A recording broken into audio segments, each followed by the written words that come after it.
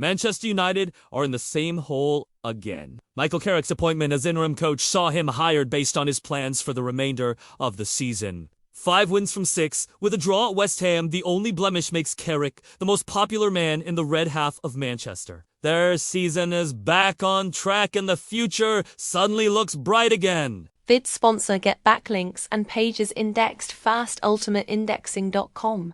Gary Neville said, if he gets United into the Champions League, there will be a lot of fever around that he should be appointed. After the match, he was talking up third spot as a possibility, with him and Jamie Carragher both believing United are set for Europe's top competition next season. So where would that leave Carrick?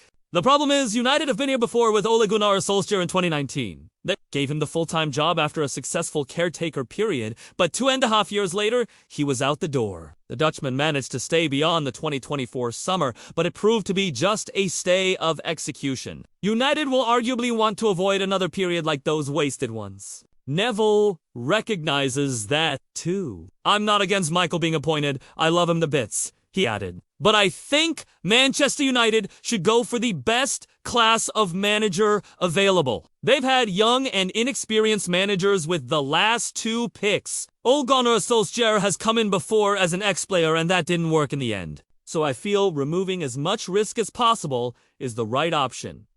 Right now, United's form is pretty much perfect under Carrick. But if they are looking for a more experienced option, then there are only a few options out there. The only one without a job right now is Solskjaer. But United won't go there again after turning him down in favor of Carrick back in January. It would be interesting to see if Sir Jim Ratcliffe could lure him out of Aston Villa. Antonio Conte, the Italian, was tipped to come in at United before Ten Hag's Old Trafford arrival, but Neville argued that it wouldn't be the right fit. Conte was described by Neville as a hitman, someone who would do a job for 1 or 2 years, then leave under a dark cloud. Roma head coach Gianpiero Gasperini would be a left-field call, but is it too risky?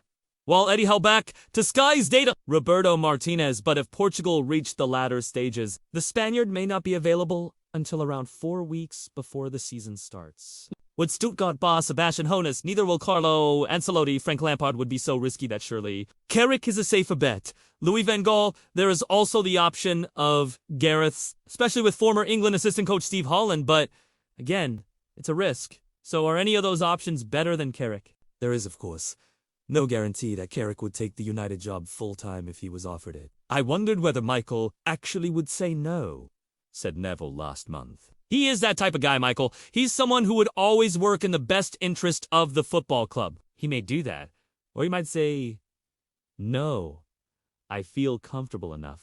And I've built such a good relationship with the players, his coaching staff, to not put his name in the hat. But United's win at Everton rubber stamped the notion that Carrick and United just fit in terms of DNA. Benjamin Sesko's winner was a throwback to the type of fast-breaking team seen in Sir Alex Ferguson. As title-winning generations gone by, amazing, quick, devastating counter-attacks, said Neville after the game. He scored the winners against Everton and Fulham and a late equalizer against West Ham. Since Carrick came in as interim head coach, Sesko has predominantly featured as an impact sub. However, it would be unfair to label Sesko as simply a target man, more effective against deep, compact defenses, as evidenced by his winner against Everton. A source told Sky Sports News, under Ruben Amorim, Sesko struggled to find his feet, and it seemed at times his qualities weren't being used effectively. Like against Leeds away in January, where he was used as a target man. However, he has made great strides since the Portuguese manager left, and Carrick said after the 1-0 win at Everton that Sesko has taken big steps in recent weeks. His transformation is another feather in the cap of the new regime. They've got something borrowed in Carrick, but will they renew?